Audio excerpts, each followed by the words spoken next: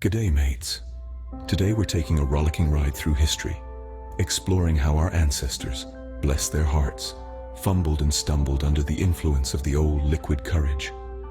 From the boisterous beer halls of Europe to the sake-soaked ceremonies of Japan, we'll witness the hilariously disastrous consequences of their spirited escapades. We'll traverse through the time, seeing leaders gulping wine, swilling beer, and making fools of themselves. So buckle up as we start our journey from the ancient European civilization. Picture this: ancient Europe, where the Romans loved their wine more than their togas. The Romans, with their wine-filled goblets, would often end up in hilarious drunken debates about the best way to conquer Gaul. Once, a tipsy senator even declared his pet peacock as the next consul. And oh, the uproarious spectacle when a wine-soaked gladiator mistook his own reflection for an opponent. What a riot!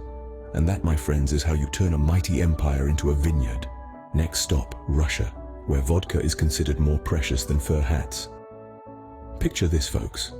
Ancient Russian tsars, so inebriated they'd declare war on their own shadow, thinking it's an enemy spy. And let's not forget the nobleman who tried to ride a bear after one too many shots, convinced it was a well-fed horse. Oh, and the time they attempted to use vodka as a cure for the common cold. Talk about a spirited solution. In Russia, you don't drink vodka, vodka drinks you. Moving on to Asia, where the sake, soju, and arak flowed freely.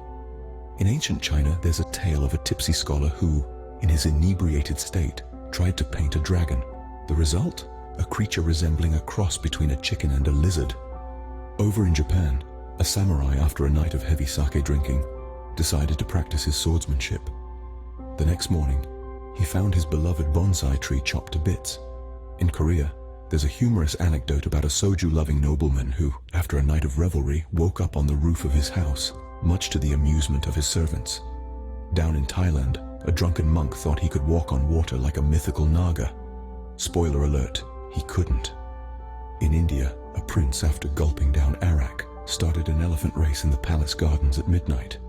And lastly, in Persia, a poet penned his best work under the influence, only to find it was gibberish in the sober light of day.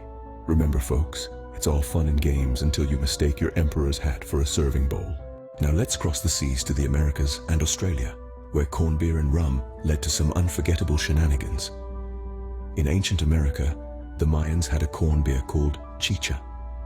Legend has it that one tribal leader, after a few too many chichas, decided to climb a pyramid for a better view of the stars. Unfortunately, he forgot that pyramids are, well, pointy. Let's just say he didn't make it to the top. Down under in Australia, the Aboriginals were brewing a potent concoction from the flowers of the native grevillea plant. One day, a group of warriors decided to have a contest to see who could drink the most. The winner? A kangaroo who hopped in for a sip and ended up out-drinking them all. Over in Egypt, pharaohs loved their beer so much, they were often buried with it. One pharaoh, however, was so inebriated that he accidentally got sealed in his own pyramid. It took 3 days for his subjects to find him and let him out. Finally, in ancient Saudi Arabia, they had a fermented date drink called nabid. There's a tale of a merchant who drank so much nabid, he traded his entire camel caravan for a single date.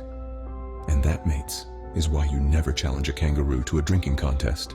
All right, mates, let's sober up and sum up our tipsy tour of history. From the shenanigans of the ancient Europeans, who thought it wise to wrestle bears after a pint or two, to the Russian revelries that led to impromptu ballet performances in sub-zero temperatures, we've seen it all. We've journeyed through the Asian antics where fermented rice seemed to inspire philosophical debates with farm animals. We've chuckled at the boozy blunders in the Americas, Australia, and beyond, where the term spirited debate took on a whole new meaning. Throughout the ages and across civilizations, one thing remains clear. Alcohol has a knack for bringing out the court jester in us all, making for some timeless tales of merriment and mayhem.